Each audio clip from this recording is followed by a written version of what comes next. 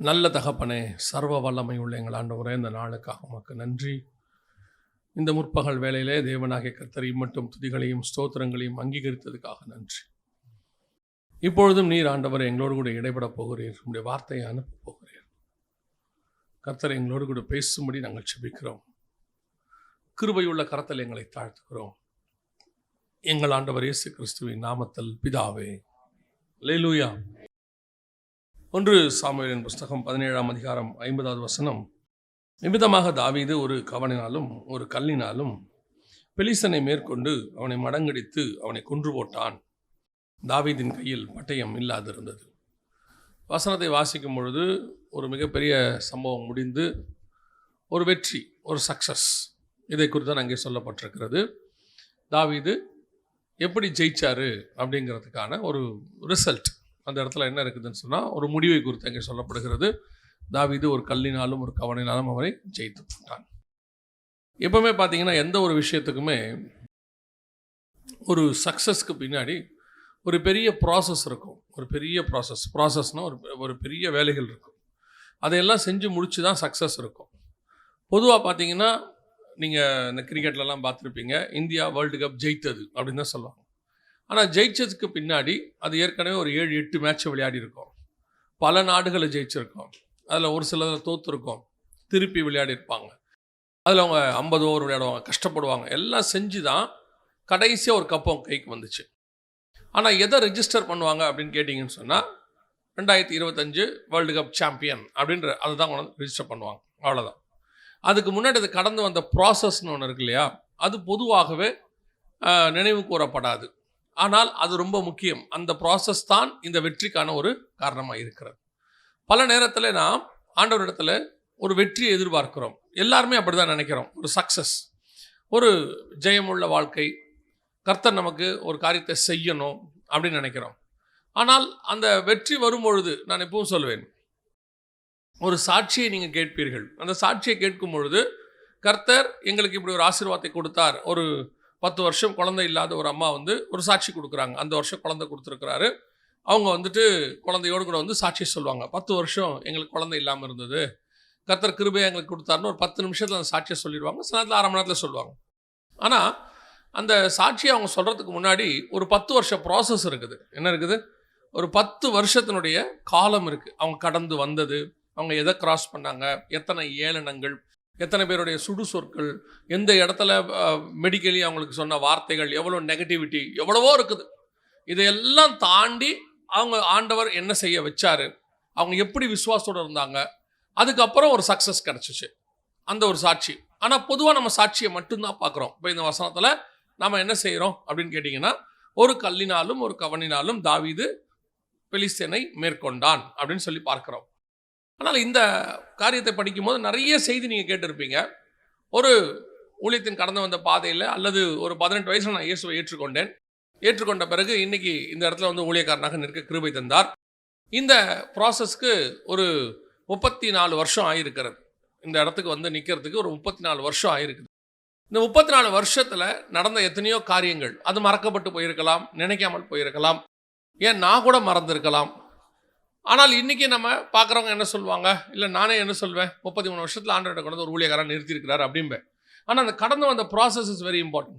அதுதான் இப்போ தாவீது இந்த இடத்துல செஞ்சதை ஒரு சில காரியங்களை தான் நாம் பார்க்க போகிறோம். அந்த ப்ராசஸ் அதுதான் சக்ஸஸுக்கான வழி. சக்ஸஸ் எல்லாருமே சொல்லுவாங்க, எல்லாரும் ஒரு காலத்தில் சொல்லிடுவாங்க, அந்த தம்பி ஜெயிச்சிட்டாரு, நல்ல மார்க் எடுத்துட்டாரு. ஆனால் அந்த நல்ல மார்க் எடுக்கிறதுக்கு அவன் என்ன கஷ்டப்பட்டான்னு ஒரு விஷயம் இருக்குது. அதே மாதிரி தான் ஆண்டவர் ஒரு வாக்கு பண்ணுறாரு, உங்களை கண்டிப்பாக அதை சுதந்திரிக்க பண்ணுவார். கர்த்தர் கொடுத்துருக்கிற வாக்குத்தத்தம் என்ன செய்யும்? கண்டிப்பாக நடக்கும், அதில் மாற்றுக்கிறதே கிடையாது. ஆனால் அதை கடந்து வருவதுக்கு சில ப்ராசஸ் இருக்கு. அதில் இப்போ தாவீது பண்ணதை தான் நாம் இன்னைக்கு பார்க்க போகிறோம். 1 சாமுவேல் புஸ்தகம் 17ஆம் அதிகாரத்தில் இப்போது தாவீது என்கிறவனை குறித்து ஒரு சின்ன விஷயத்தை நீங்கள் முதல்ல புரிஞ்சுக்கணும். என்ன புரிஞ்சுக்கணும்னா, தாவீது என்பவன் ஆக்சிடென்ட்டாக அந்த இடத்துக்கு ராஜாவாக வருகிறவன் அல்ல. ஏதோ திடீர்னு அந்த இடத்துல என்ன ஆகலாம ராஜாவாகலை. 1 சாமுவேலின் புஸ்தகத்தை நீங்கள் வாசித்து பார்த்தீங்கன்னு சொன்னால் 13ஆம் அதிகாரம் வாசிங்க. 13ஆம் அதிகாரம் 1வது வசனம் வாசிங்க. சவுல் ராஜ்யபாரம் பண்ணி 1 வருஷம் ஆயிற்று. அவன் இஸ்ரவேலை 2ஆம் வருஷம் அரசாண்ட போது ஒரு சம்பவம் நடந்துச்சு. அப்போ 14வது வசனம். இப்போதோ உம்முடைய ராஜ்யபாரம் நிலை நிற்காது, கர்த்தர் தம்முடைய இருதயத்திற்கு ஏற்ற ஒரு மனுஷனை தமக்கு தேடி அவனை கர்த்தர் தம்முடைய ஜனங்கள் மேல் தலைவனாயிருக்க கட்டளையிட்டார். கர்த்தர் தலைவனாயிருக்க கட்டளை இட்டார். முடிஞ்சிருச்சு. கட்டளை இட்டார், அவ்வளவுதான். ஆண்டவர் செஞ்சிட்டார். சவுல் ராஜ்யபாரம் பண்ணின 2வது வருஷம். உங்களுக்கு தெரியும் நினைக்கிறேன். சவுல் 40 வருஷம் ராஜ்யபாரம் பண்ணார். எத்தனை வருஷம்? 40 வருஷம். தாவீது ராஜாவாகும் போது எத்தனை வயசு? தாவீது ராஜாவாகும் போது 30 வயது உள்ளவனாய் இருந்தான். அப்போ நல்லா கவனிச்சுக்கொள்ளுங்க. சவுல் ராஜ்யபாரம் பண்ணி கிட்டத்தட்ட 8 வருஷம், இந்த சம்பவம் கழிச்சு 8 வருஷம் கழிச்சு தான் தாவீதே பிறக்கிறான். அதுக்கப்புறம் தான் என்ன இருக்கு? தாவீதே பிறக்கிறார். அதுக்கு முன்னாடி தாவீது பிறக்கவே இல்லை, பூமியிலே இல்லை தாவீது. ஆனால் இந்த வசனத்தில் கர்த்தர் என்ன சொல்றாரு? 13ஆம் அதிகாரத்தை 14ல் கர்த்தர் தம்முடைய இருதயத்துக்கு ஏற்ற ஒரு மனுஷனை தமக்கு தேடி அவனை கர்த்தர் தம்முடைய ஜனத்து மேல் தலைவனாக இருக்க கட்டளை இட்டார். விட்டுட்டார், இடுவார் இல்லை, இட்டார். முடிஞ்சிருச்சு, ப்ராசஸ் ஓவர். அப்படின்னா என்ன அர்த்தம்? கர்த்தர் தாவீதை 8 வருஷம் கழிச்சு தான் பிறக்க பண்ண போறாரு. இன்னும் தாவீது இல்லை. ஆனால் கர்த்தர் ஏற்கனவே தாவீதை சூஸ் பண்ணிட்டார். தாயின் கருவில் உருவாகும் போதுன்னு சொல்றோம்ல, இது அதையும் தாண்டி உலக தோற்றத்துக்கு முன்பதாக அப்பயே டிசைட் பண்ணிட்டார்.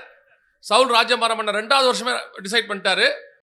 இன்னும் 8 வருஷம் கழிச்சு ஒருத்தன் பிறப்பான், அதுக்கப்புறம் 30 வருஷம் கழிச்சு அவன் ராஜாவான், அவனை தான் நான் ராஜாவை வச்சிருக்கிறேன், எல்லாம் இருக்கு. அப்போ தாவீது கோலியாத்தை வந்து பார்த்து ஜெயிச்சது என்பது ஒரு ஆக்சிடென்ட் ப்ராசஸ் அல்ல, ஏதோ திடீர்னு நடந்த ஒரு சம்பவம் அல்ல. அது ப்ரீ பிளான்டு, காடோடைய பிளான்ல ப்ரீ பிளான்ட். அவன் அங்கே வரணும், அவ்வளோதான். அந்த இடத்துக்கு அவன் வர வேண்டியது கட்டளையாக இருக்கிறது. அப்போ தாவீது ஒரு கவனிலும் ஒரு கல்லிலும் ஒரு விஷயத்தை ஜெயிக்கணும் அப்படின்னா ஏற்ற நேரத்துக்கு ஏற்ற இடத்திற்கு கர்த்தர் உங்களை கொண்டு போவார். அந்த இடத்துக்கு ஏன் கொண்டு வராரு, அதுக்கு எதுக்கு கொண்டு வராரு உங்களுக்கு தெரியாது. ஏன் அந்த இடத்துல கொண்டு வந்து உங்களை சேர்க்கிறாரு தெரியாது. என்னை கொண்டு வந்து யூகேலேருந்து இங்கே கொண்டாந்தார், ஏன் கொண்டு வந்தார் தெரியாது. அதை விட பெரிய விஷயம், என்னை ஏன் இங்கிருந்து அங்கே கூட்டிகிட்டு போனாரு தெரியாது. அங்கே வச்சு தான் நான் ஒப்பு கொடுத்தேன். ஆண்டவருக்கு என்னை அங்கே வச்சு தான் ஒப்பு கொடுத்தேன். எந்த ஒப்பு கொடுத்தனா? ஊழியத்துக்கு ஒப்பு கொடுத்தேன். ஏன் கொண்டு போனார்? அது வந்து அற்புதமான இடமா அப்படின்னு கேட்டிங்கன்னா கிடையாது. இருக்கிறது அந்த ஒஸ்ட் பிளேஸ், பாவத்தினுடைய உச்சமான இருக்க இடம். அது அந்த இடத்துக்கு நடுவில் வச்சு தான் கர்த்தர் ஊழியத்துக்கு அழைச்சார். ஏன் அங்கே கொண்டு போனார்? அதுக்கு ஒரு ப்ராசஸ் இருக்கு. இதே மாதிரி தான் உங்களையும் கர்த்தர் சில இடத்துக்கு கொண்டு போய் நிறுத்துவார். ஏன் கொண்டு போய் நிறுத்துறாரு, எதுக்காக நிறுத்துறாரு?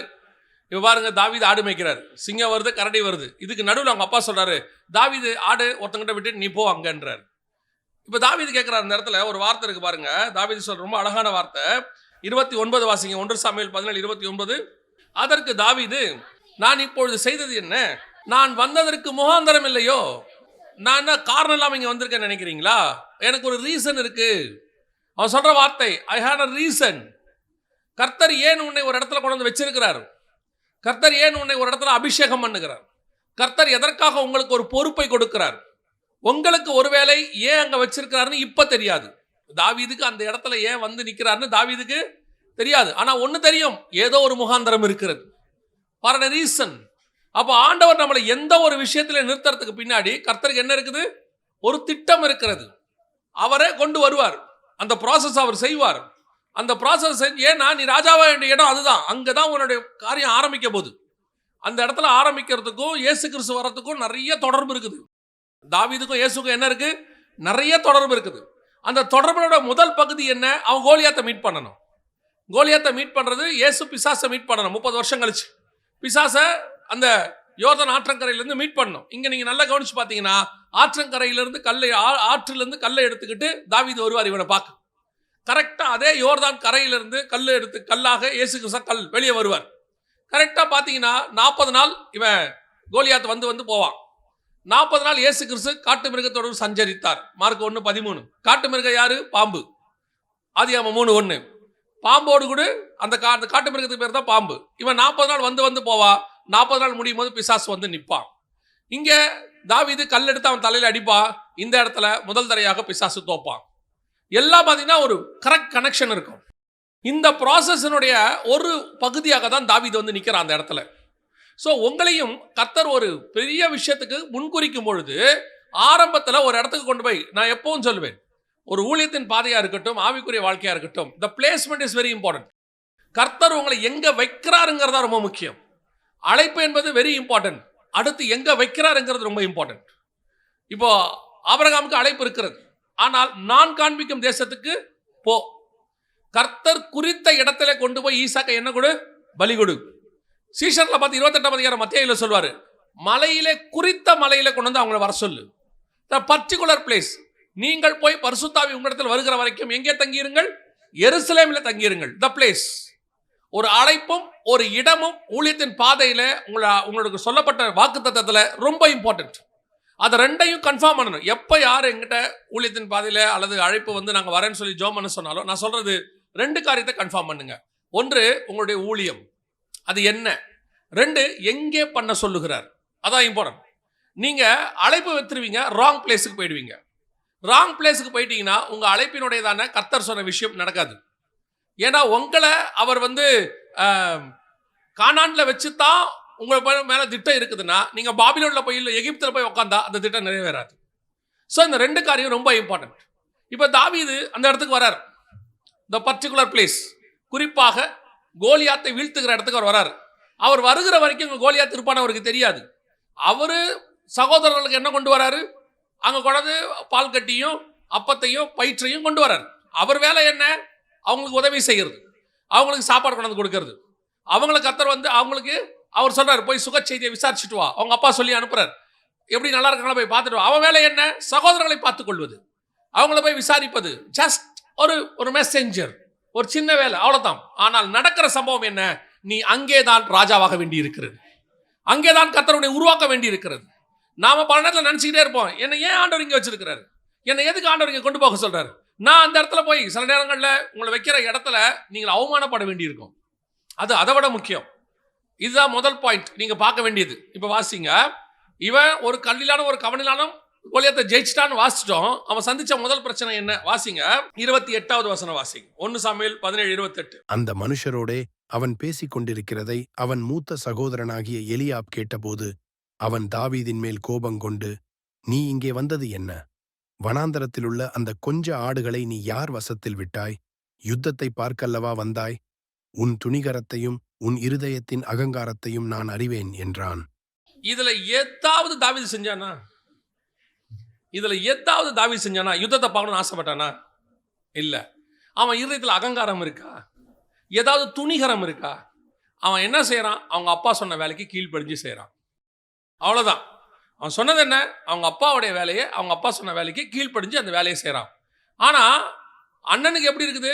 எதிர்க்கிறவன் யார் தெரியுமா? இப்ப பெலிஸ்தியன் கிடையாது. ஒரு கல்லினாலும் ஒரு கவனினாலும் பெலிஸ்தீனை ஜெயிக்கிறதுக்கு முன்னாடி தாவீது ஃபேஸ் பண்ண ஃபர்ஸ்ட் ப்ராப்ளம் என்ன தெரியுமா? தன் சொந்த சகோதரர்களால் அவன் எதிர்க்கப்படுகிறான். கூட இருக்கிறவனே அகைன்ஸ்டா மாறுறான். அதுவும் யாரு? கூட பிறந்தவன். அவன் கேட்கிறான், உனக்கு இங்க என்னடா வேலை? எவ்வளவு துணிகரங்கிறான். ஏன்னா அவன் ராணுவ வீரன். யாரு? அவன் ஹையர் அஃபீஷியல். அவர் அங்க ராணுவத்தில் இருக்கிறாரு. அவர் கேட்கிறாரு, நீ எங்க இங்க வந்த? நாங்க தான் ராணுவத்தில் சண்டை போடுறவங்க, நீ ஆடு மேய்க்கிறவன், உனக்கு இங்க என்ன வேலை? என்ன துணிகரம் உனக்கு இருக்கும்? நாங்கெல்லாம் ஒரு ட்ரெயின்டு ராணுவ வீரர்கள், நாங்க ஒரு இங்க யுத்தம் பண்ணிட்டு இருக்கிறோம், உனக்கு என்ன தகுதி இருக்கு? அவன் கேட்கறதா தான், ஆடை எங்க விட்ட? நீ ஏன் வந்து இங்க நிக்கிற? இதுதான் உங்கள் வாழ்க்கையில் நீங்கள் ஜெயிக்க வேண்டிய முதல் பகுதி.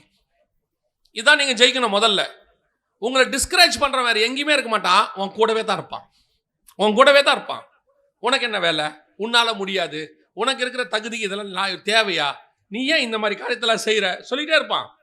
ஆண்டவர் சொல்றாரு, நான் உன்னை அபிஷேகம் பண்ணியிருக்கிறேன். எப்படி இருக்கு பாருங்க. கர்த்தர் அவனை ராஜாவாக பார்க்கிறாரு. இவன் அவனை கோவக்காரன், அகங்காரக்காரனை பார்க்கறான். இத்தனைக்கும் தாவீது எதுவுமே செய்யல.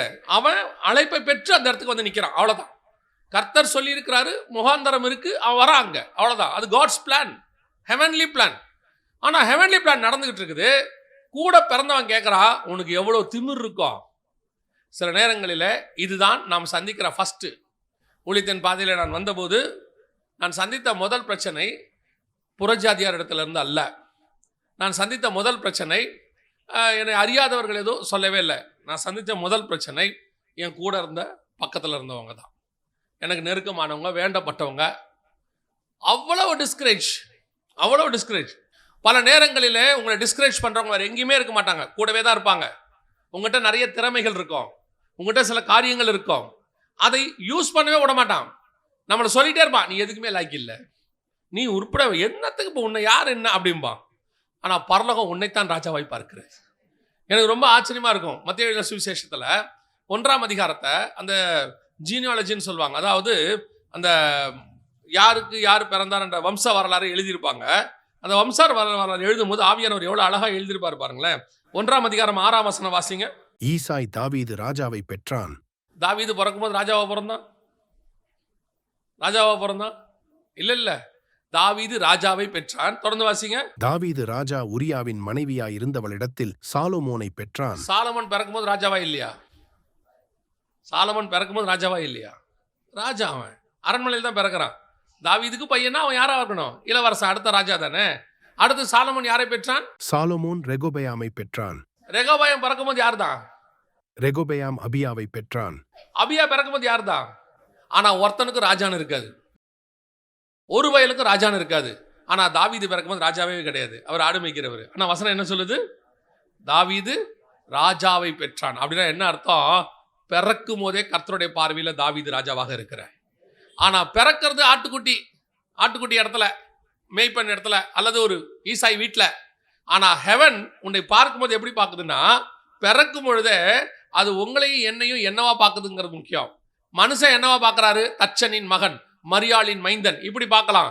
ஆனா பரலோகம் எப்படி பார்க்குது? ரட்சகர் பிறந்திருக்கிறார்.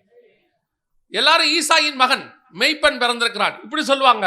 ஆனால் பரலோகம் எப்படி பார்க்குது? தாவீது ராஜாவை பெற்றான். அப்ப நீங்களும் நானும் பிறக்கும் பொழுதே ஒரு ஹெவன்லி பிளானோடு கூட பிறந்திருக்கிறோம். பரலோகம் ஒரு திட்டத்தோடு தான் உங்களை என்ன கொண்டாந்து இருக்குது. அப்படி கொண்டு வந்த அந்த பரலோகம் அந்த திட்டத்துக்குள்ளே நடத்தும் பொழுது உன்னை அந்த திட்டத்தை சுதந்திரிக்க விடாம முதல்ல பண்ற டிஸ்கரேஜ் எங்க இருக்கும் தெரியுமா? உன் வீட்டுக்குள்ளே எழும்போம். உன் கூட இருக்கிறவங்களே சொல்லுவாங்க, அதெல்லாம் நீ சும்மா நீ சொல்லாத, உன்னாலலாம் முடியும், எவ்வளோ பேர் என்னென்ன பண்ணிட்டு இருக்காங்க, இதுல போய் நீ போய் என்ன பண்ண போற அப்படின்னு கேட்பாங்க. ஆண்டவர் சொல்வாரு, யூதேயா பட்டணத்தில் உள்ள பெத்லகேமே, நீ ஆயிரங்களில் சிறியதாயிருந்தாலும் தேசத்தை ஆளுகிற பிரபு உன்னிடத்திலிருந்து புறப்படுவார்.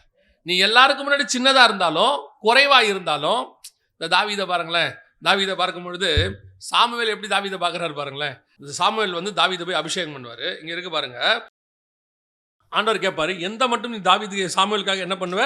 துக்கித்து கொண்டிருப்ப அப்படின்னு சொல்லிட்டு கர்த்தர் என்ன சொல்றாரு? நீ போய் என்ன செய்யி, ஈசாயின் குமாரனை போய் என்ன செய்யி, அபிஷேகம் பண்ணு அப்படின்னு சொல்லுவார். அப்போ சொல்லும் பொழுது சாமுவேல் போய் என்ன செய்வாரு? தாவீதை அபிஷேகம் பண்றதுக்கு போவார். அப்போ 16ஆம் அதிகாரத்தில், 1 சாமுவேல் புத்தகம் 16ஆம் அதிகாரத்தில் 6வது வசனம் வாசிங்க. அவர்கள் வந்தபோது அவன் எலியாபை பார்த்தவுடனே, கர்த்தரால் அபிஷேகம் பண்ணப்படுபவன் இவன்தானாக்கும் என்றான். கர்த்தர் சாமுவேலை நோக்கி, நீ இவனுடைய முகத்தையும் இவனுடைய சரீர வளர்ச்சியையும் பார்க்க வேண்டாம். நான் இவனை புறக்கணித்தேன். மனுஷன் பார்க்கிறபடி நான் பாரேன். சும்மா பார்த்தா எப்படி இருக்கான் பையன்? ராஜா மாதிரி இருக்கான். பார்த்தா எப்படி இருக்கான்? சும்மா ராஜா மாதிரி இருக்கான். எலியாபு பார்த்த உடனே சாமுவேல் டிசைட் பண்ணிட்டாரு, ஓ இவன் தான்யா, ஆண்டவர் சூஸ் பண்ணது இவன் தான்யா, சூப்பர்யா அப்படின்ட்டான். ஆனா அடுத்து என்ன நடக்குது பாருங்க. 12வது வசனம் வாசிங்க. ஆள் அனுப்பி அவனை அழைப்பித்தான். அவன் சிவந்த மேனியும் அழகிய கண்களும் நல்ல ரூபமும் உள்ளவனாயிருந்தான். அப்பொழுது கர்த்தர், இவன்தான், நீ எழுந்து இவனை அபிஷேகம் பண்ணு என்றார். அப்படின்னு என்ன அர்த்தம்? அவனை பார்க்குற வரைக்கும் உட்காந்தே இருக்கிறாரு. யார்? இவனா? சின்ன பயலா இருக்கானடா, அழகா இருக்கான், எல்லாம் சரி. இவன் மேலேயா இவ்வளோ பெரிய அபிஷேகம்? சவுல் ஆளு சமஸ்த இஸ்ரவேல்ல அவனை மாதிரி உயரமானவன் ஒருத்தனும் இல்லை. இவன் சரி எலியாபை சொன்னா கூட பரவாயில்ல, ஆளு ஸ்டவுட்டாக இருக்கான், ராணுவ வீரன், பார்க்கறதுக்கு கரெக்ட், மினிஸ்ட்ரிக்கு சூப்பராக இருக்கான். சரி, இப்போ யாருமே இல்லை. இன்னொரு விஷயம் யோசித்து பாருங்க. 7 பேர் மொத்தம் கூட்டம் தாச்சு, எவனுமே இல்லைன்ட்டார் ஆண்டவர். இவன் கேட்குறான், வேற எவனாவது இருக்கானா? இன்னும் ஒருத்தன் தான் இருக்கான்றான் ஈசாய். அப்போ அண்டர்ஸ்டுட் தானே அது? 8 பேர் 7 பேர் இல்லைன்ட்டாரு. அப்போ கண்டிப்பாக யாரு?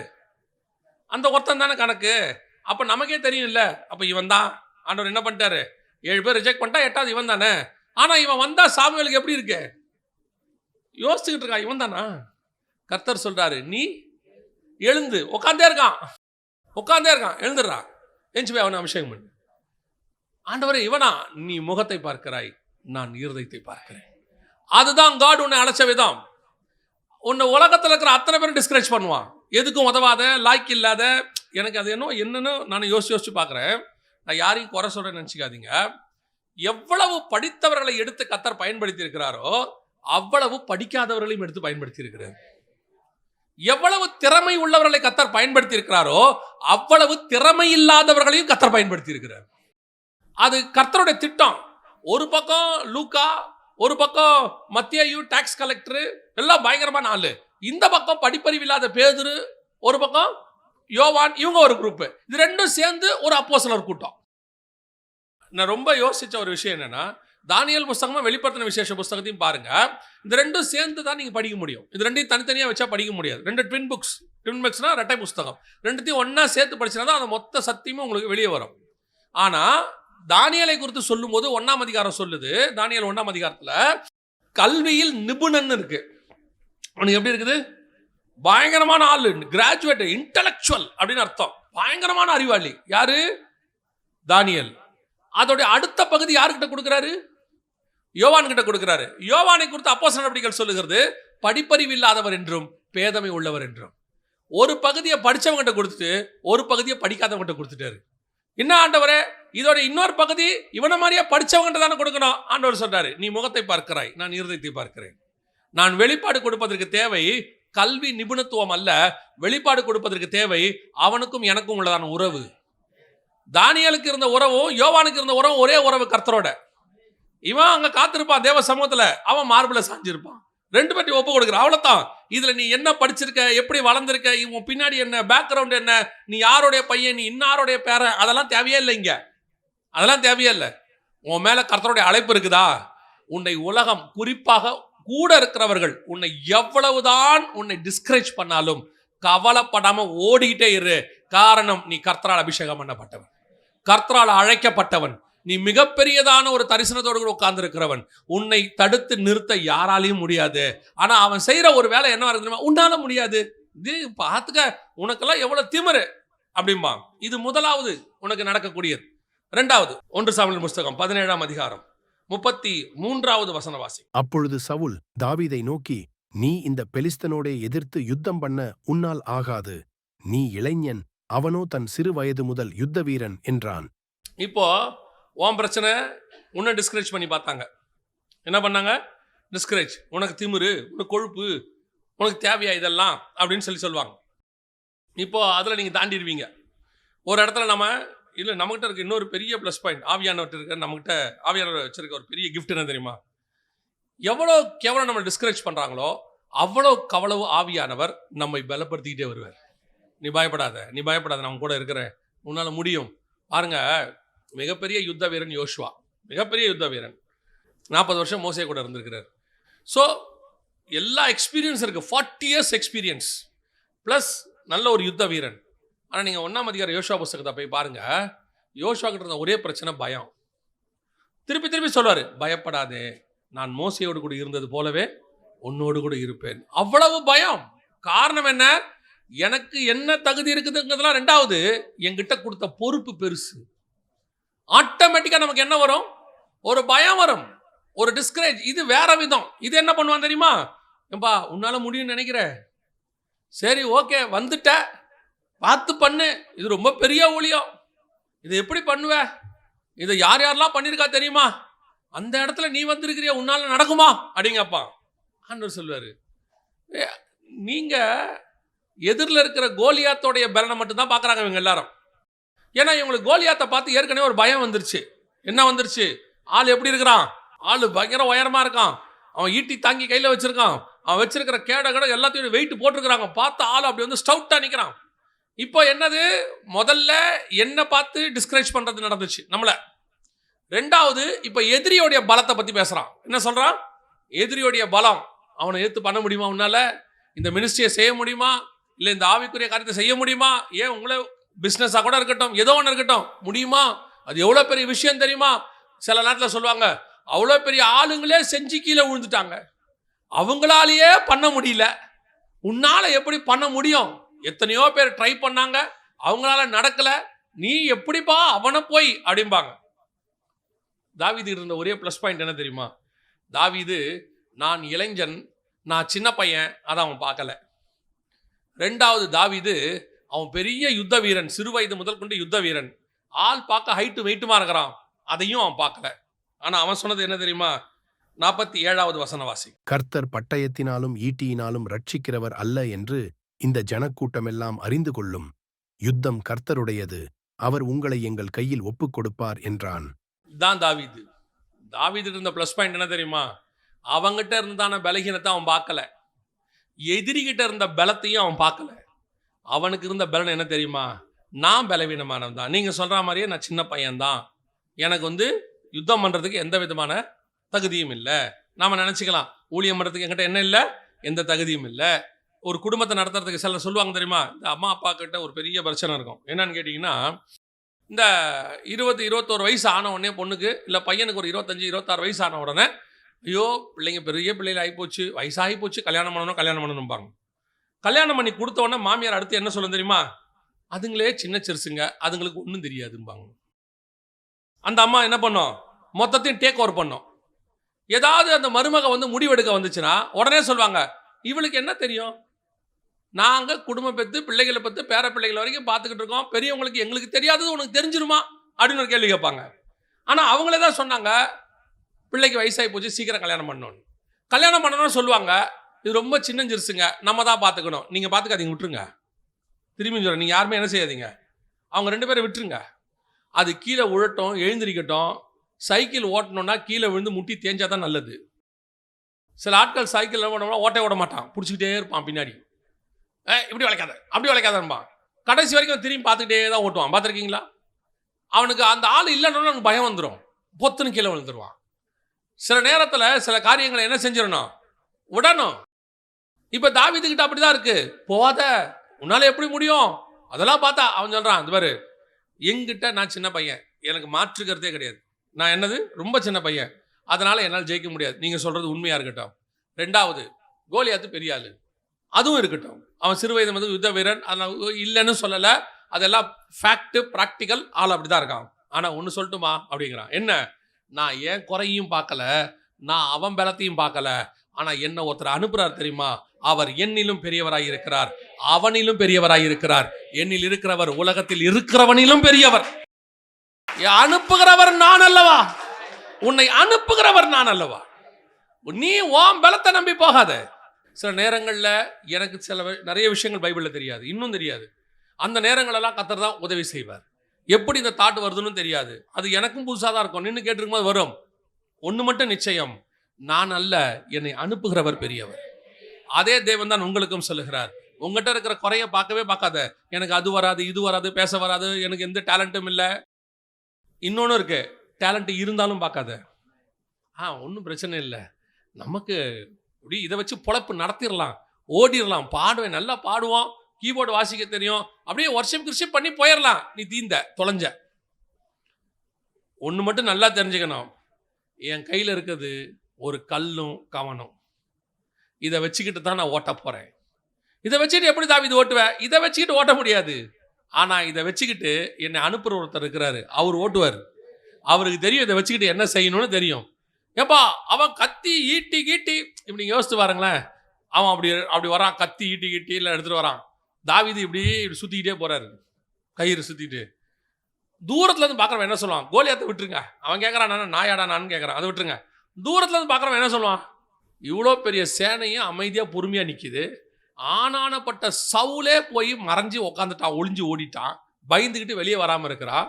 சமஸ்த இஸ்ரவேல்லே அவன் தான் உயரம், அவனே பயந்து போய் நிற்கிறான். இது பாரு, அது ஒரு வாண்டு ஒன்று நடுவில் போய் நிற்கிது பாரு. சில நேரத்தில் பார்த்தீங்கன்னு சொன்னால், இந்த பெரிய பெரிய சிங்கம்லாம் இருக்கும்ல, அதுக்கு முன்னாடி போய் இந்த நாய் குலைச்சிட்டு நிற்கும் பார்த்துறீங்களா? அந்த சிங்கத்துக்கு எப்படி இருக்கும் தெரியுமா? செம்ம டென்ஷனாக இருக்கும். ஆனால் ஒரு மனுஷனுக்கு இல்லாத தைரியம் அந்த நாய்க்கு இருக்குதா இல்லையா? இப்போ நம்ம ப்ராக்டிக்கலாக யோசிப்போம், நாய்க்கு என்னங்க தெரியும், சிங்கம் அடித்தா என்ன ஆகும், அது அடித்தா என்ன ஆகுன்றதுலாம் 2வது. அதுக்கு ஒரு தைரியம் இருக்குல்ல, அந்த தைரியம் தான் உனக்கு எனக்கு வேணும். தன் சுய தைரியத்தில் நாய் போய் இப்படி நிற்குமானால், சர்வ வல்லமை உள்ளவர் என்னோடு கூட இருக்கிறார், அவர் என்னை அனுப்புகிறார், நான் தைரியமாக போகிறேன். என் கையில் இருக்குது கல்லாக இருந்தால் என்ன, என் கையில் இருக்குது ஒரு கவனாக இருந்தால் என்ன, எனக்கு ஒரு சின்ன டேலண்டாக இருந்தா என்ன, இல்லை எனக்கு எதுவுமே இல்லாட்டின்னு தான் என்ன. ஒரு பிரசங்கியாக இருந்தார் வெளிநாட்டில், அவருக்கு பிரசங்கம் பண்ண வராது. கர்த்தர் சொல்லிட்டாரு, நீ போய் சுவிசேஷம் சொல்லு, நான் உன்னை எடுத்து பயன்படுத்துவேன். அவர் மனைவி நல்ல பிரசங்கம் பண்ணுவாங்க, ஆனால் இவருக்கு பிரசங்கமே வராது. உங்களுக்கு தெரியுமா, அவர் என்ன பண்ணுவார்னா, பிரசங்கத்தை மொத்தத்தையும் எழுதுவார், மொத்த பிரசங்கத்தையும் எழுதுவார், மைக்கில் வச்சு படிப்பார். பிரசங்கம் பண்ண மாட்டார், எழுதுனதை வச்சு படிப்பார். அவர் படிக்க படிக்க ஜனங்க அழுது ஒப்பு கொடுப்பாங்க. எப்படி நடக்கும்னே தெரியாது. சில பிரசங்கியார் ஏற்ற தாழ்வை ஏற்றி இறக்கி சவுண்டை போட்டு முழக்கி 300 அல்லேலூயா சொல்லி 3000 ஸ்தோத்திரம் சொல்லி எல்லாம் பண்ணி நடக்காத ஒரு விஷயம் அந்த மனுஷன் 30 நிமிஷம் தான் பேசுவார். எழுதி வைப்பார், இங்கிலீஷில் தான் எழுதுவார், எல்லாம் எழுதி வச்சு தான் படிப்பார். படித்து முடிச்சு ஜோம் பண்ணுவான் பாரு, கிட்டத்தட்ட 2000 பேர் ஒப்பு கொடுப்பான், 1000 பேர் ஒப்பு கொடுப்பான், அழுது ஒப்பு கொடுப்பான். இப்போ இதில் எங்கே இருக்குது சொல்லுங்க? இதில் என்ன இருக்குது? எழுதி கொண்டாந்து படிக்கும் போது பிரசங்கமா அது ஒரு பேச்சு போட்டி மாதிரி பார்த்து படிக்கிறது. ஆனால் அதற்கு நடுவில் கிரியை செய்கிறவர் ஒருத்தர் இருக்கிறார். அதனால தான் நான் எப்பவும் சொல்வேன், யாருடைய பிரசங்கத்திலையும் எவ்வளவு டீப் இருக்கு, என்ன தாட் இருக்குங்கிறதுலாம் ரெண்டாவது, அதில் ஆவியானவர் இருக்கிறாராங்கிறதா முதல்ல. நீங்க பயங்கர டீப்பா தியானிச்சு கொண்டு வந்து பண்ணி அந்த இடத்துல ஆவியானவருங்க கூட இல்லைன்னு வச்சுக்கோங்க, அது ஒண்ணுமே இல்லாமல் போயிடும். நம்ம நினைச்சிட்டு போவோம், இன்னைக்கு செம்ம தாட்டு கொடுத்துருக்காரு ஆண்டவர், ரொம்ப டீப்பா இருக்கு, கொண்டு போய் நின்னா அப்படி ஜனங்க மதியில் ஒரு பெரிய அலை உண்டாகும்னு. அவன் பார்த்தீங்கன்னா அப்படியே உட்காந்து பார்த்துட்டே இருப்பான். ஐயா என்ன பேசுறாருன்னு புரியலையே, ரொம்ப டீப்பா இருக்கு. நாங்கள் பைபிள் ஸ்டடி எடுப்போம். நான் ஒரு விஷயத்தை மட்டும் நல்லா கற்றுக்கிட்டேன். என்ன கற்றுக்கிட்டேன்னா, நீங்கள் என்ன தியானிச்சாலும் புரிய வைக்கிறவர் பரிசுத்த ஆவியானவர் தான். அவர் புரிய வச்சா தான் அவனுக்கு புரியும். இல்லைன்னா புரியலன்னு வச்சுக்கோங்க, உங்கள் பிரசங்கம் வேஸ்ட்டு. நீங்கள் பிரசங்கம் பண்ணி என்ன பிரயோஜனம்? எதுக்கு பண்ணோம்? வந்தவனுக்கு புரியணும், அவன் மனம் திரும்பணும், மாறணும், அடுத்த கட்டத்துக்கு போகணும். அது அவனுக்கு புரியலைன்னா அந்த பிரசங்கத்தோடைய பிரயோஜனம் என்ன? அப்போ இதுக்கு நடுவில் கிரியை செய்கிறவர் யாருன்னு கேட்டீங்கன்னா உங்களோடு இருக்கிற ஆவியானவர். இதைத்தான் தாவீது புரிஞ்சுக்கிட்டான். நீ நிந்தித்த இஸ்ரவேலின் தேவனாகிய சேனைகளின் கர்த்தருடைய நாமத்தில் நான் வருகிறேன், அதில் நான் வரேன். இல்லை நீ உங்கள்கிட்ட கல் இருக்கு, ஆமாம் என்கிட்ட கல் தான் இருக்கு. இல்லை இதை வச்சு என்ன பண்ணுவேன்? எனக்கு ஒன்று தெரியும், கல்லை சுற்றி அடிக்க தெரியும், நான் அடிச்சுக்கிறேன். இல்லை நாங்கள் வில்லுலாம் விடுவோம், நீ விட்டுக்க. நாங்கள் ஈட்டி எறிவோம், எரிஞ்சுக்க. அப்புறம் என்ன பண்ணுவேன்? நான் கல் அடிப்பேன். முடிவு சக்ஸஸ் எங்கள் பக்கம் தான் இருக்கும். அவ்வளோதான். இப்போ ரெண்டாவது உங்களுக்கு என்ன பிரச்சனை இருக்கும் தெரியுமா? உங்ககிட்ட இருக்கிற நெகட்டிவிட்டியை பேசுவாங்க, எதிரிகிட்ட இருக்க பலத்தை பற்றி பேசுவாங்க, ஆகாதுன்னு சொல்லுவாங்க, நடக்காதுன்னு சொல்லுவாங்க, உன்னால் முடியாதும்பாங்க. நீ தைரியமாக ஃபேஸ் பண்ணு. ஆண்டவருடைய நாமத்தை கொண்டு நான் உனக்கு சொல்லுகிறேன், கர்த்தர் அழைத்தவனை ஒரு நாளும் கர்த்தர் கைவிட்டதில்லை. பேதுருவை இறங்கி நடக்க சொல்வார், அவன் நடப்பான், தண்ணியில் மூழ்குவான், ஆனால் தூக்கிடுவார். நடக்க வைப்பாரு, முடியல மூழ்கிறவன் தூக்கிடுவார். ஆக மொத்தத்தில் உன்னை மூழ்கி சாகடிக்க மட்டும் மாட்டவே மாட்டார். அப்படிப்பட்ட தேவன் இருக்கும்போது நீ ஏன் பயப்படணும்? இறங்கி நடந்துட வேண்டியதான். எதிரி என்ன வேணா இருந்துட்டு போட்டோம், நிற்கிறவன் யார வேணா இருக்கட்டும். சில நேரங்களில் கொண்டு போயிட்டு ஒரு நாள் ஆண்டவர் என்ன பண்ணிவிட்டாரு, ஒரு பெரிய பாஸ்டர்ஸோட, அதாவது ஒரு பைபிள் காலேஜ் பாஸ்டர்ஸ் மாதிரி கொண்டு போய் நிறுத்தி விட்டார். எல்லாம் பார்த்தீங்கன்னா சும்மா பைபிள் ஸ்காலர்ஸ் அப்படியே உட்காந்துருக்குறாங்க. அந்த பிரசங்கத்தை எல்லாம் பண்ணி முடிச்சாச்சு. அவங்ககிட்ட நிற்கிறதுக்கு முதல்ல நமக்கு தகுதி கிடையாது. அவங்களாம் பிடெக் எம்டெக்லாம் முடிச்சு பயங்கரமான ஸ்காலர்ஸ். அவங்க மத்தியில் போய் நிற்கவே நமக்கு இல்லை. அவங்கள நம்ம இன்ட்ரடியூஸ் பண்ணும்போது சொல்கிறாங்க, அவர் எஸ்கட்டாலஜி அப்படின்னா என்னன்னு கேட்டால், எஸ்கட்டாலஜினா என்ன? ஆனால் வெளிப்படுத்தின விசேஷம், அதானா? அப்போ தான் நமக்கே தெரியுது. ஓகே ரைட், கொண்டு போய் நிறுத்திட்டாங்க. பிரசங்கம் பண்ணி முடிச்சாச்சு. ஆனால் ஒன்று மட்டும் நான் எப்பவும் சொல்லுவேன், ஆண்டவரே எனக்கு ஒன்றும் தெரியாது, அங்கே என்ன பேச போகிறோன்னு தெரியாது. நம்மகிட்ட இருக்க பிரசங்கம் ஒரே பிரசங்கம் தான், இயேசு கிறிஸ்து வருகிறார், அவ்வளோதான். அதை எங்கே எப்படி பிரசன்ட் பண்ணணும்னு ஆவியானவருக்கு தான் தெரியும். முடிஞ்ச உடனே அங்கேருந்து அவங்க உலகத்தில் உள்ள இந்த பைபிள் காலேஜஸ்க்கெல்லாம் போவாங்க, போய் பிரசங்கம் பண்ணுவாங்க, கெஸ்ட் ஸ்பீக்கர், கெஸ்ட் டீச்சர் மாதிரி. அவங்க சொன்னாங்க முடிச்சுட்டு வந்த உடனே, பிரதர் உங்கள் டீச்சிங் ஸ்கில் நல்லா இருக்கு, நீங்கள் நல்லா டீச் பண்ணுறீங்கன்னாங்க. அப்போ தான் தெரியும் நம்ம டீச்சர்லாம் வேறு பண்ணுறோம் அப்படின்னு. நமக்கு எப்பவும் பிரசங்கம் தான், அவ்வளோதான். நமக்கு தெரிஞ்சது அவ்வளோதான், நம்ம டீச்சர்லாம் கிடையாது. நமக்கு தெரிஞ்சது பிரசங்கம், அப்புறம் தான் தெரியும் நம்ம பண்ணுற டீச்சிங்னு. எதுக்கு சொல்கிறேன்? நம்மகிட்ட இருக்கிறது கவன்கள் தான், அதை பயன்படுத்துகிறவர் ஒருத்தர் உட்காந்துருக்கிறார் மேலே. அல்லேலூயா. அவர் யூஸ் பண்ணுவார். நீ தைரியமாக அடிச்சுக்கிட்டே இரு. ஆளை பார்த்து கல்லை மாற்றாத. ஓ ஒருவேளை இவருக்கு கல் பத்தாது, இவர் கத்தி வேணுமா, அதெல்லாம் இல்லை. நம்மகிட்ட என்ன இருக்கு? கல் விட்டுட்டே இருக்கு. கல்ல ஒரு நாள் வரும், கர்த்தர் உன்னை பட்டயத்தை எடுக்க சொல்வார், அன்னைக்கு பட்டயத்தை எடு. அதனால வெறும் கல்லோடைய வாழ்க்கை ஓட்டணும்னு அர்த்தம் இல்லை. இந்த வசனம் என்ன சொல்லுது பாருங்க, 1 சாமுவேல் புஸ்தகம் 17ஆம் அதிகாரம் 50வது வசனம் வாசிங்க பார்ப்போம். இவ்விதமாக தாவீது ஒரு கவணினாலும் ஒரு கல்லினாலும் பெலிஸ்தனை மேற்கொண்டு அவனை மடங்கடித்து அவனை கொன்று போட்டான்.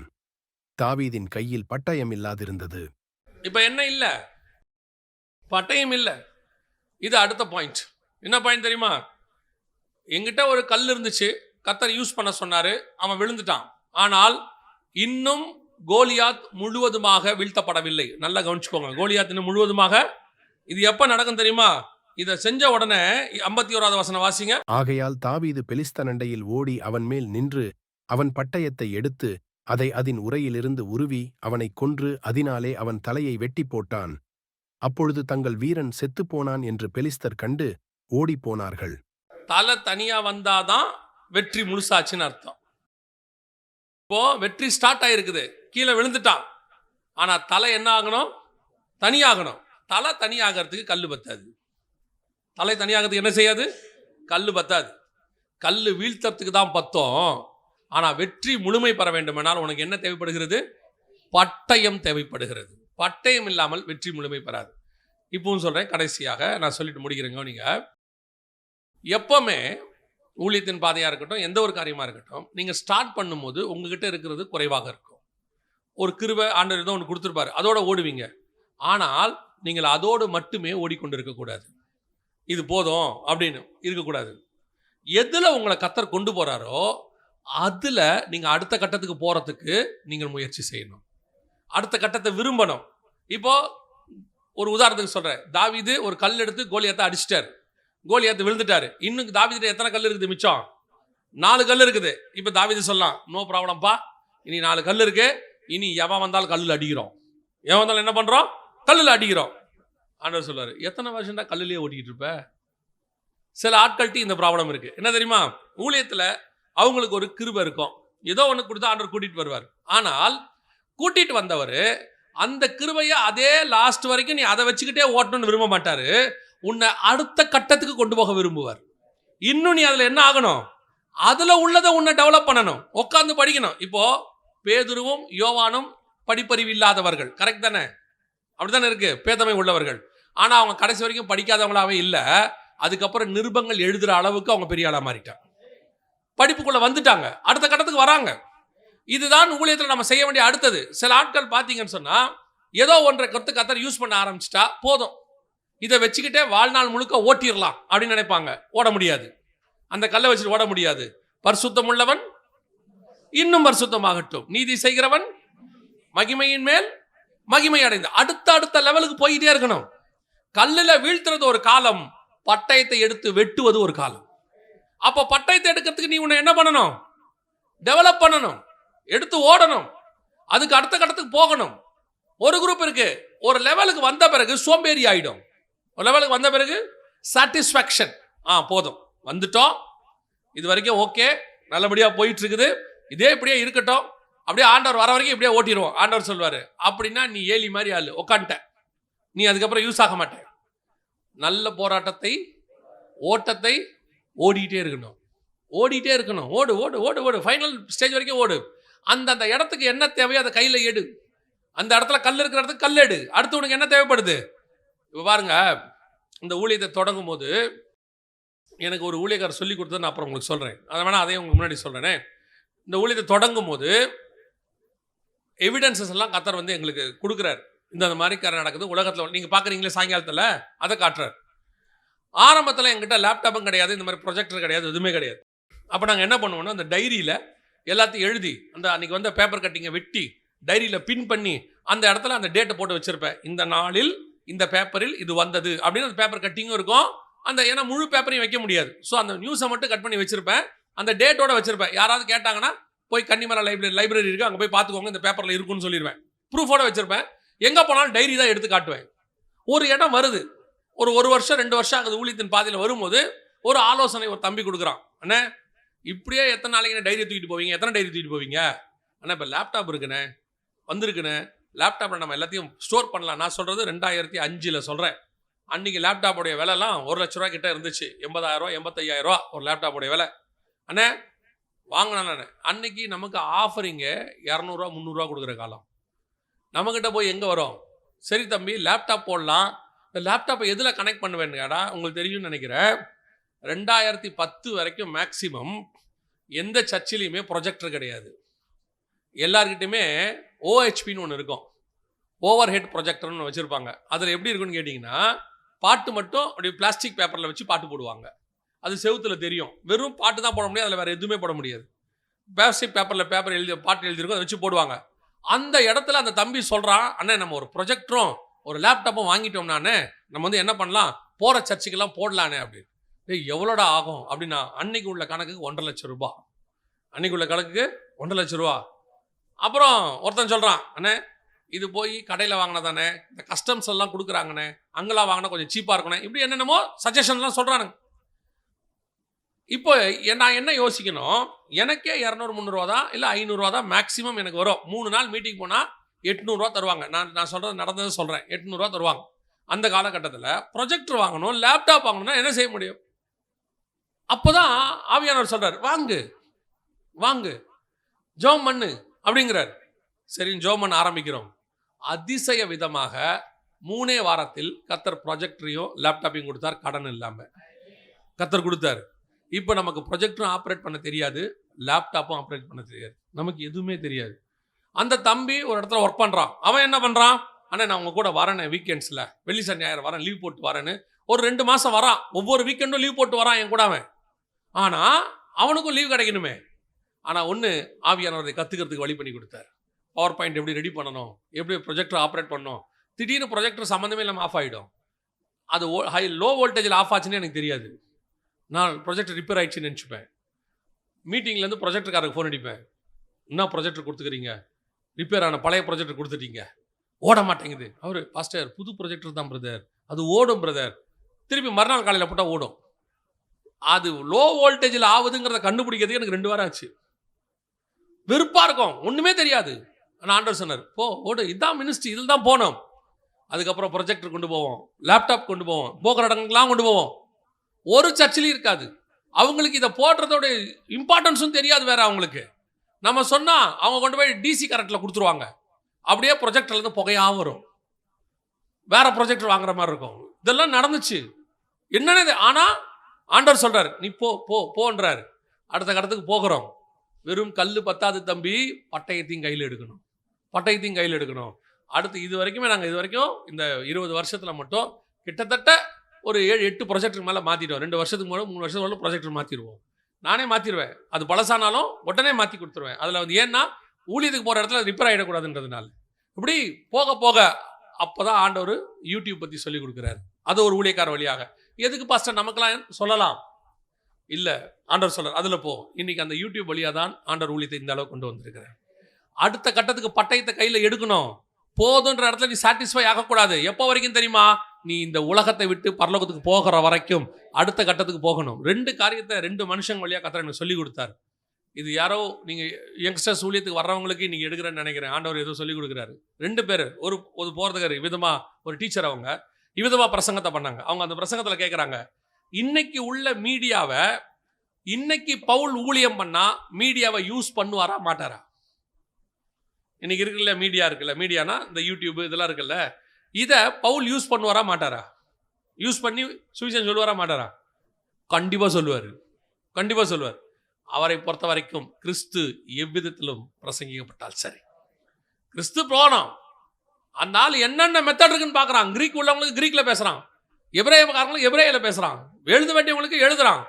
என்னென்ன பண்ணணும், அவனை பொறுத்த வரைக்கும் சுவிசேஷம் போகணும். இது ஒரு பார்ட். நீ கல்லிலிருந்து பட்டயத்துக்கு வரல, ஒரு நாள் நீ காணாம போயிடுவ. கல்லு கடைசி வரைக்கும் யூஸ் ஆகாது, பட்டயம் தான் யூஸ் ஆகும். அடுத்த பட்டயத்துக்கு போகணும். இப்போ தாவீது பட்டயத்தை கையில் எடுத்தான். அதுக்கு அடுத்து என்ன ஆகுது, யுத்தம் வருது. யுத்தத்துக்கு போகும்போது கல்லோட போல, எதோட போனான், பட்டயத்தோட போனான். அதான் ரொம்ப இம்பார்ட்டன்ட். ஆனால் நீ பட்டயத்தோட போனாலும் சரி, கல்லோட போனாலும் சரி, ஜெயமோ கர்த்தரால் வரும். அதான் இங்க இம்பார்ட்டன்ட். நான் பட்டயத்தை கையில வச்சுட்டேன், டெக்னாலஜி இருக்கு, மீடியா இருக்கு, யூடியூப்ல இவ்வளவு ஃபாலோவர்ஸ் இருக்காங்க, அதெல்லாம் இல்ல. நீ பேசுவதில் உள்ள அபிஷேகம் என்பது கர்த்தர் கொடுக்கிறது. நீ சபையில பேசினாலும் சரி, யூடியூப்ல பேசினாலும் சரி, அல்லது போயிட்டு வாட்ஸ்அப்ல எதுல பேசினாலும் சரி, உனக்குள்ளது அபிஷேகம் என்பது கர்த்தர் கொடுக்கிறது. ஆனா ஒன்னு நீ என்ன பண்ணிக்கணும், ஓடி செல்லணும், அடுத்ததுக்கு போகணும். அப்டேஷனுக்கு போறேன்ட்டு ஆவிக்குரிய வாழ்க்கையை விட்டுறக்கூடாது. இது இன்னொரு பிரச்சனை இருக்குது. இங்க அப்டேட் ஆகணும். அந்த அப்டேஷன் கர்த்தருக்குள்ள இருந்து ஆகணும். எதை செய்தாலும் கர்த்தருக்குள்ள இருந்து, கர்த்தருக்கு வெளியே கிடையாது. நீ எல்லாவற்றையும் செய்ய கர்த்தர் உன்னை அனுமதி கொடுக்கிறார். எல்லாவற்றையும் செய்ய எனக்கு அதிகாரம் உண்டு, எல்லாமும் எனக்கு தகுதியாகிறாது. எது தகுதின்னு பார்க்கணும். இதை யூஸ் பண்ணலாமா வேண்டாமா, இதை பண்ணலாமா வேணாமா, இது நமக்கு யூஸ் ஆகுமா? எல்லா டெக்னாலஜியும் மினிஸ்ட்ரிக்கு யூஸ் ஆகாது. சிலது இருக்கு. இப்போ ஆரம்பத்தில் நாங்கள் ஆண்டவருக்குள்ள உட்காந்து வளருகிற காலத்தில் எங்களுக்கு இந்த மாதிரி டீச்சிங்லாம் எடுப்பாங்க. எடுக்கிறவங்க என்ன சொல்லிட்டாங்கன்னா, கம்ப்யூட்டர் 666, நீ அதை யூஸ் பண்ணக்கூடாது, அது பிசாசு, வீட்டுக்குள்ளே டிவி இருக்கக்கூடாதுலாம் சொல்லிட்டாங்க. நாங்கள் டிவியும் போல, நான் கம்ப்யூட்டரும் படிக்கல. எங்கள் வீட்டில் சொல்லும் போது நான் கம்ப்யூட்டர் படிக்க மாட்டேன்ட்டேன். ஐயோ அது பிசாசு அப்படின்ட்டேன். இன்னைக்கு பார்த்தா கம்ப்யூட்டர் இல்லாத ஊழியக்காரனே இல்லை. எல்லா ஊழியக்காரனும் என்ன இருக்குது? கம்ப்யூட்டர் இருக்குது. சொன்னவரே கம்ப்யூட்டர் வச்சிருக்காரு. இப்போ அன்னைக்கு ஒரு 20 வருஷம் முன்னாடி ஒரு பிரசங்கம் பண்ணார், அவரே கம்ப்யூட்டர் வச்சிருக்காரு. இப்போ எப்படி அவர்கிட்ட போய் நான் கேட்க முடியுமா, சார் நீங்கள் 20 வருஷத்துக்கு முன்னாடி பண்ணீங்க, உங்களால் நான் கம்ப்யூட்டர் படிக்காம போயிட்டு நான் சொல்ல முடியும்? நம்மளை மாற்றிக்க வேண்டியது தான். அப்போது எதை செய்யணும் எதை செய்யக்கூடாதுன்னு இருக்கு, எதை யூஸ் பண்ணணும் எதை யூஸ் பண்ணக்கூடாது இருக்கு. அது கோலியாத்தின் பட்டயம் தான். இப்போவும் சொல்கிறேன், இந்த உலகத்தில் உள்ள டெக்னாலஜி என்பது பிசாசு கையில் உள்ள பட்டயம் மாதிரி தான். அதை எடுத்து பிசாசின் தலையத்தான் வெட்ட வேண்டுமே ஒழிய, அதை ஒரு நாளை எடுத்து ஆவிக்குரியவன் தலையை வெட்டக்கூடாது. நாம் அதை யூஸ் பண்ணணும். இன்னைக்கு நிறைய விஷயங்கள் இருக்கு, ஆனால் சிலது நமக்கு தேவையில்லாததாக இருக்கும். இப்போ என் பாட்டு அபிஷேகமாக இருக்கணுமா, நல்லா அழகாக இருக்கணுமா? ஆவியோடும் உண்மையோடும் தான் ஆராதிக்கணும். அழகோடுன்னு ஆண்டவர் சொல்லலை. அழகு இல்லாத குரலை அபிஷேகமாக இருந்துச்சுன்னா போதும், அதில் 10 பேர் ரசிக்கப்பட்டுருவான். நீ அழகான குரலாக இருந்து அபிஷேகம் இல்லைன்னா அது வெறும் என்டர்டைன்மெண்ட். அப்போ இந்த இடத்துல எதை நீ இம்பார்ட்டன்ஸ் கொடுக்கணும்? நான் அடுத்த கட்டத்துக்கு போகணும், ஆனால் அடுத்த கட்டத்தில் என் கையில் இருக்குது கோலியாத்தின் பட்டயமான்னு பார்க்கணும். என் கையில் உள்ளது பட்டயமா? நான் மாறனா? கல்லுலேருந்து எங்கே மாறணும்? பட்டயத்துக்கு மாறணும். மாறி வரும்போது உனக்கு ஒன்று மட்டும் நீ மறந்துடக்கூடாது கடைசி வரைக்கும். இந்த வசனத்தை வாசிங்க, நான் முடிக்கிறேன். 1 சாமுவேலின் புஸ்தகம் 17ஆம் அதிகாரம் 47வது வசனம் வாசி முடிக்கலாம். கர்த்தர் பட்டயத்தினாலும் ஈட்டியினாலும் ரட்சிக்கிறவர் அல்ல என்று. இப்போ என் கையில் பட்டயம் இருக்கு, நான் எடுத்து தலையை வெட்டிடுவேன், கோலியாத் வீழ்ந்துருவான், அதை மினிஸ்ட்ரியில் யூஸ் பண்ணுவேன், நிறைய பேர் ரட்சிக்கப்படுவாங்க, எல்லாம் ஓகே தான், எனக்கு மாற்றுக்கிறதே கிடையாது. ஆனால் கர்த்தர் பட்டயத்தினாலும் ஈட்டினாலும் ரட்சிக்கிறவர் அல்ல. இந்த ஜனக்கூட்டங்கள் எல்லாம் அறிந்து கொள்ளும், யுத்தம் கர்த்தருடையது, யுத்தம் கர்த்தருடையது, ஜெயமோ கர்த்தரால் வரும். இந்த வசனத்தை நல்ல மனசுல வச்சுக்கொள்ளுங்க. குதிரை யுத்த நாளுக்கு ஆயத்தப்படும். நீங்க செய்ய வேண்டிய ஆயத்தத்தை என்ன செய்யணும்? அப்டேட் பண்ணணும், படிக்கணும், அடுத்த கட்டத்துக்கு தேவையானது உட்காந்து பைபிள் வாசிக்கணும், அதுக்கு தேவையான காரியங்களை படிக்கணும். கர்த்தர் பார்த்து கொள்வார்னு பைபிளே வாசிக்காம போய் நிற்க கூடாது புல்பீட்ல. ஆவியானவர் பேசுவார்ன்ட்டு, அதுக்கு பாருங்களேன், பேசுகிறவர் உங்களுக்குள்ள உள்ள ஆவியானவர் தான் பைபிளை படிக்காமே போய் இருக்கக்கூடாது. பாருங்க, பேதுரு ஏஞ்சி நிற்கிறாரு, நிற்கும் போது பாருங்க, பழைய ஏற்பாட்டையும் புதிய ஏற்பாட்டையும் கம்பேர் பண்ணி பேசுறாரு. யோவேல் புஸ்தகத்தில் சொன்னது இப்பொழுது நிறைவேறுகிறதுங்கிறாரு. படிப்பறிவு இல்லாதவர், பேதமைன்னு சொல்லப்படுறவர், ஆனால் அவர் இயேசுவோட இருக்கும்போது படிக்க தொடங்கி விட்டார். அவ்வளவுதான். அவருக்கு உலக படிப்பு இல்லை, ஆவிக்குரிய படிப்பு இருக்குது. என்ன செய்யக்கூடாது? கிருபை இருக்கு, அபிஷேகம் இருக்கு, நம்ம பாட்டு அப்படியே ஜாலியா போய் நிக்கலாம். இல்ல, ப்ரிப்பரேஷன் இஸ் வெரி இம்பார்ட்டன்ட். ஒரு பரிசுத்தவான் சொன்னாரு, 1 மணி நேரம் பிரசங்கம் பண்றியா, 2 மணி நேரம் ஜெபம் பண்ணணும். 1 மணி நேரம் பிரசங்கத்துக்கு 2 மணி நேரம் ஜெபம் பண்ணணும். ஆனா இன்னொரு பிரசங்கம் அவர் சொன்னாரு, அது இன்னும் நம்மளால என்னால் செய்ய முடியல. அவர் சொன்னாரு, 1 மணி நேரம் பிரசங்கத்துக்கு 6 மணி நேரம் ஜெபம் பண்ணணும்னாரு. எங்க சர்ச்சுக்கு ஒரு பிரசங்கியார் வருவார், நல்ல டீச்சர், அருமையான பைபிள் டீச்சர், அவ்வளோ டீப்பா மனுஷன் செய்தி கொடுப்பாரு. ஆனா பிரசங்கத்தை உட்காந்துருப்பாரு, திடீர்னு எங்க பாஸ்டர் கிட்ட சொல்லிடுவாரு, உங்க பிரேயர் எங்க இருக்கு அப்படின்னு கேட்பாரு. எங்க பாஸ்டர் சொல்லுவாரு, இங்கே தான் இருக்கு, நான் அங்கே ஜெபம் பண்ணிட்டு இருக்கிறேன், செய்தி நேரத்தில் கூப்பிடுங்கிட்டு உள்ள போய் சாதிப்பார். அவர் சொல்லுவார், எவ்வளோக்கு எவ்வளோ ஜெபிக்கிறோமோ அவ்வளவுக்கு அவ்வளவு ஆவியானவர் கிரியை செய்வார். இந்த ஆயத்தம் very important. Preparation is very important. நீங்கள் ஆயத்தப்பட வேண்டியது முக்கியம். உன் கையில் கல்லாக இருக்கட்டும், பட்டயமாக இருக்கட்டும், கல்லுலேருந்து பட்டயத்துக்கு மாறணும், அடுத்த கட்டத்துக்கு போகணும், நல்லா படிக்கணும், அப்கிரேட் பண்ணணும், போய். ஏன்னா இது அறிவு பெருக்கத்தின் காலம். ஆனால் அறிவு பெருக்கத்தின் காலத்தில் நீங்கள் ஒருத்தங்க கூட உட்காந்து பேசணும்னா ஆவியானவருடைய துணை இல்லாமல் பேசவே முடியாது. ஆனால் அதுக்குன்னு உங்களுடைய ப்ரிப்பரேஷன் ஆவியானவர் என்ன செய்கிறாரு? எதிர்பார்க்கிறார். நீங்களும் ஏதாவது உட்காந்து படிக்கணும், ஜெபம் பண்ணணும், எல்லாம் செய்யணும். சில ஆட்கள்லாம் ஒன்றுமே செய்யாது, அப்படியே வந்துட்டு கர்த்தர் பார்த்துக்கொள்வார். கர்த்தர் பார்த்துக்கொள்வார்னா நீங்கள் எதுக்கு? அதான் வானத்துலேருந்து அவரே பேசிடுவாரு, இதோ என் நேசகுமாரன் ஒரே சவுண்டு போட்டுருவாரு. அதுக்கு நீங்கள் நான் எதுக்கப்புறம் நம்மளை வச்சிருக்கிறாரு? நம்ம ப்ரிப்பரேஷன் இஸ் வெரி இம்பார்ட்டன்ட். கர்த்தர் பார்த்துக்கொள்வார். நீங்கள் சாப்பிடாம இருப்பீங்களா? கர்த்தர் பார்த்துக்கொள்வார். நானே தேவனுடைய ஆலயமாக இருக்கிறேன், ஆலயத்தை கர்த்தர் பார்த்துக்கொள்வார். அவரே பெயிண்ட் பண்ணுவார், அவரே கரண்ட் போட்டுப்பார், அதனால நான் சாப்பிடாமே இருப்பீங்களா? உங்கள் உடம்புக்கு தேவையானதை நீங்கள் சாப்பிட்ற மாதிரி உங்கள் ஊழியத்துக்கு தேவையான வளர்ச்சியை தேவையான அளவு நீங்களும் யூஸ் பண்ண வேண்டியிருக்கு. நீங்கள் படிக்க வேண்டியதை படிக்கணும், நீங்கள் செய்ய வேண்டியதை செய்யணும். ஆனால் ஜெயமோ கர்த்தரால் வரும். நான் அதை சார்ந்து கொள்ள மாட்டேன், இதை நம்பி இருக்க மாட்டேன். நான் செய்ய வேண்டியதை செய்வேன், ஆனால் ஜெயம் கர்த்தரால் வரும். கர்த்தர் ஈட்டினாலும் பட்டயத்தினாலும் அல்ல, கர்த்தர் ரட்சிக்கிறவர் அல்ல, கர்த்தர் யுத்தம் கர்த்தருடையது. அல்லேலூயா. நல்லா கவனிச்சு பாருங்க. தாவீது முதலாவதாக ப்ரீ பிளான்ட் அபிஷேகம் பெற்று கர்த்தருடைய திட்டத்தோடு இருக்கிற மனுஷன். அதான் நீங்களும் நானும். ரெண்டாவது, கர்த்தர் உன்னை கொண்டு போய் நிறுத்தும் போது உனக்கு எதிர்ப்பு முதலாவது உன் சொந்த பகுதியிலிருந்து தான் உருவாகும். உன்னை டிஸ்கரேஜ் பண்ணுவாங்க, நடக்காதுன்னு சொல்லுவாங்க, உன்னை எவ்வளோக்கு எவ்வளோ மட்டம் தட்ட முடியுமோ தட்டுவாங்க, உன்னை எவ்வளோக்கு எவ்வளோ கீழே தள்ளணுமோ தள்ளுவாங்க. எந்திரிச்சு ஓடிட்டே இரு. ஏன்னா உன்னை அழைச்சது அவங்க இல்லை, கர்த்தர்.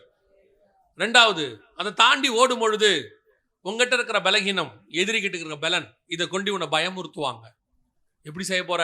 இது ரொம்ப பெரிய சர்ச்சுப்பா, இதை உன்னால் நடத்த முடியுமா அப்படின்லாம் கேட்பாங்க. இது பெரிய ஊழியம், உன்னால் செய்ய முடியுமா? அவரு இந்த ஊழியத்தை அவர் பண்ணாரு, அவர் எவ்வளோ படித்தவர், நீ போய் பண்ணுறாங்கறிய, உனக்கு படிப்பே இல்லையே. உண்மைதான், உண்மைதான். என்ன செய்ய சொல்றீங்க? அழைப்பு கர்த்தருடையது, கொடுத்துட்டாரு. ஆனால் எனக்கு ஒன்று மட்டும் தெரியும், என்னை அழைக்கிறவர் உண்மை உள்ளவர். நான் என் பலகீனத்தையும் பார்க்கல, எதிரியுடைய பலத்தையும் பார்க்கல, என் கூட இருக்கிற தேவனை நான் பார்க்கிறேன். கடைசியாய் என் கையில் இருக்கிற அந்த கல்லும் கவனும் ஒரு சின்ன விஷயம்தான், அது யூஸ் ஆகும். ஆரம்பத்தில் அதுதான் கர்த்தர் யூஸ் பண்ணாரு, அதை கொண்டு தான் கர்த்தர் கோலியத்தை வீழ்த்தினார். ஆனால் அது மட்டும் பத்தாது, கர்த்தர் பட்டயத்தையும் எதிர்பார்க்கிறார். நீ அடுத்த கட்டத்துக்கு போக வேண்டும் என்று விரும்புகிறார். வேத வாசிக்கிறதா இருக்கட்டும், அல்லது உனக்கு ஒரு டேலண்டாக இருக்குதா? நீங்கள் பாருங்க, நல்ல டென்னிஸ் விளையாடுறவங்க கப்பெல்லாம் ஜெயிச்சிருவாங்க, இல்லை நல்ல ரன்னிங் ஓடுறவங்க ஜெயிச்சிருவாங்க. அவங்க ஜெயிச்சிட்டாங்க, அடுத்த மீட்டிங் அடுத்த போட்டி வர வரைக்கும் சும்மா இருக்க மாட்டாங்க. தெரியுமா? என்ன பண்ணிகிட்டே இருப்பாங்க? ப்ராக்டிஸ் பண்ணிட்டே இருப்பாங்க. இந்த ஒரு 9.6 9.7 100 மீட்டர் ஓடிடுவாங்க. உசைன் போல்ட் ஆளுங்கெல்லாம் ஓடிடுவாங்க. அவங்க என்ன பண்ணுவாங்கன்னா, இதை விட அடுத்து ரெக்கார்ட் பண்ணுறதுக்கு அவங்க என்ன செய்வாங்க? ட்ரை பண்ணிகிட்டே இருப்பாங்க.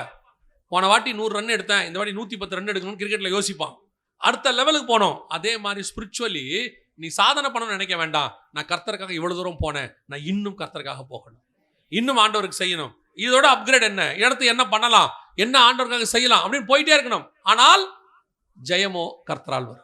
இவ்வளவும் செஞ்சுட்டு எல்லாம் நான் பண்ணதுனால தான், நான் மட்டும் ரெடியாக வந்தால் ஆண்டவர் சொல்வார், நீ பண்ணாட்டி பிரச்சனை இல்லைப்பா, நான் ஒரு பணத்தை உயிரோடு எழுப்பி எல்லாரையும் ரட்சித்துருவேன். ஒரு லாசரை உயிரோடு கூட எழுப்பி கர்த்தர் என்ன பண்ணிடுவார்? சுற்றி இருந்தவர்கள் விசுவாசிக்கத்தக்கதாக கர்த்தருக்கு ஒரு பணம் போதும் அவர் ஊழியத்தை பண்ணுறதுக்கு. ஒரே ஒரு டெட் பாடி போதும், அதை வச்சு பெரிய ஊழியம் பண்ணிடுவார்.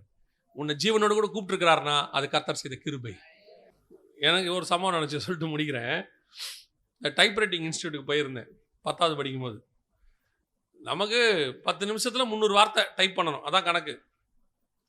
என் கூட இருக்கிறவர் 8 நிமிஷத்தில் அடிச்சிருவார். சும்மா கை விளையாடம் இருக்குது, தர தர தர தரன்னு அடிச்சுக்கிட்டே இருப்பார். முடிச்சுட்டு நம்மளை பார்த்து நக்கலாக கேட்பார், முடிக்கலையா, நல்லா வேகமாப்பா, என்னப்பா நீ அப்படிம்பாரு.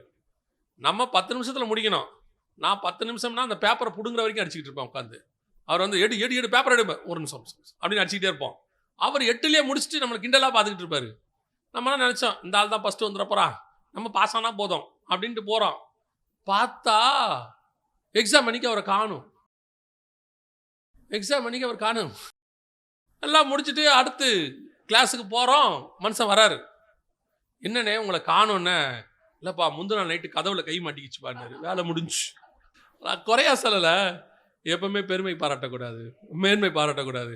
நம்ம ஆண்டவர் எவ்வளோ பெரிய வண்டியை வச்சுக்கிட்டு ஒன்றும் ஆகாதுன்னு போனோம்னா சின்ன ஆணியை வச்சு மொத்த காத்தையும் உருவிறாரு. வண்டி ஓரமாக தான் நிற்கும். அந்த வண்டி முழுக்க பெட்ரோல் இருக்கும், வண்டிக்குள்ளே எல்லாம் இருக்கும், ஆனால் வண்டி ஓரமாக தான் நிற்கும். என்னப்பா காற்று இல்லை, ஓவராக பேசக்கூடாது, அவ்வளோதான், வேலை முடிஞ்சு. அதனால் நம்மக்கிட்ட என்ன பலன் இருக்குது வேற, ஆயத்தம் என்பது கண்டிப்பாக அவசியம். ஆனால் ஜெயமோ கர்த்தரால் வரும். அல்லேலூயா. நாம் ஜெபிக்க போகிறோம். ஏந்திரிக்கலாமா நம்ம தேவ சமூகத்தில்? Thank you Jesus. நன்றி ஆவியானவரே, உமக்கே மகிமை, உமக்கே மகிமை. கோடான கோடி ஸ்தோத்திரங்கள் துதிகளை எடுக்கிறோம் ஆண்டவரே. அப்பா, எங்களுக்கு கொடுக்கப்பட்ட அழைப்பில் நாங்கள் முடிவு பரிந்த ஓட, இடையில வருகிற எல்லா தட்டைகளையும் தாண்டி ஓட கிருபை பாராட்டும்.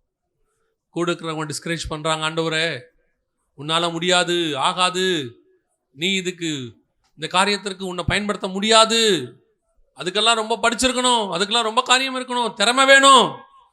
அவங்க சொல்கிறதெல்லாம் உண்மை உலக பிரகாரமாக ஆண்டவரே. ஆனால் எங்களுக்கு ஒன்று தெரியும், நீங்கள் நிந்திக்கிற தேவனுடைய நாமத்தில் நாங்கள் வருகிறோம். என்னை அனுப்புகிறவர் அவர் அல்லவா? அவர் சொல்கிறாரு, உன்னை அனுப்புகிறது நான் அல்லவா, நீ போ, என் நாமத்தை கொண்டு போ.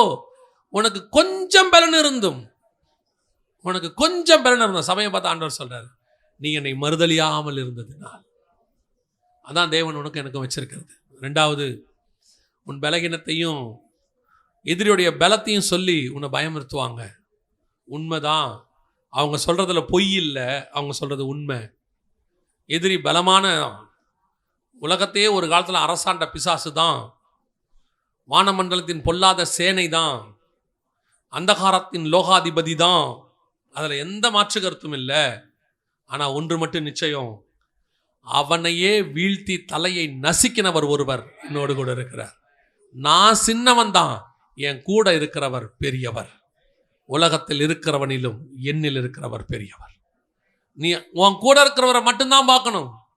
உங்க பலகீனத்தை பார்க்கக்கூடாது, எதிரியோடைய பலத்தையும் பார்க்கக்கூடாது.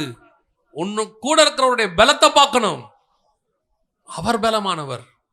கடைசியாய் உன் கையில் இருக்கிறது கூழாங்கல்லா இருந்தால் அடுத்து நீ பட்டயத்தை எடுக்கணும். அப்பதான் உன் வெற்றி உறுதி ஆகும். வெறும் ஆரம்பத்தில் சொல்ற சாட்சியோடைய உன் வாழ்க்கை ஓடாது. ஆரம்பத்தில் சொன்ன அதே செய்தியோட உன் வாழ்க்கை ஓடாது. இன்னும் ஆவிக்குரிய வாழ்க்கையில வளரணும், இன்னும் சத்தியத்துல வளரணும், இன்னும் மகத்துவமான காரியங்களை கேட்கணும்.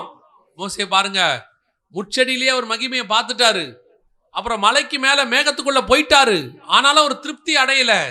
திருப்பி கேட்கிறாரு 34ஆம் அதிகாரத்துல, நான் உன்னுடைய மகிமையை பார்க்க வேண்டும் ஆண்டவரே. பார்த்துக்கிட்டே இருக்கணும். கடைசியா கேட்கிறாரு, ஆண்டவரே நான் போய் அந்த நல்ல தேசத்தை பார்க்க வேண்டும் ஆண்டவரே. அவருக்கு திருப்தி ஆகவே இல்லை. இன்னும் இன்னும் இன்னும் கர்த்தருக்குள்ள ஆவிக்குள்ள வளரணும் வளரணும் வளரணும். அதுதான் கர்த்தர் நம்ம கிட்ட எதிர்பார்க்கிறது. வெறும் கூழாங்கல்லோட திருப்தி ஆயிராதீங்க. பட்டயத்தை கையில் எடுக்கணும். அதுக்கு நிகர் இல்லை. பட்டயத்தை கையில் எடுக்கணும். ஒப்பு கொடுப்போமா தேவ சமூகத்தில்?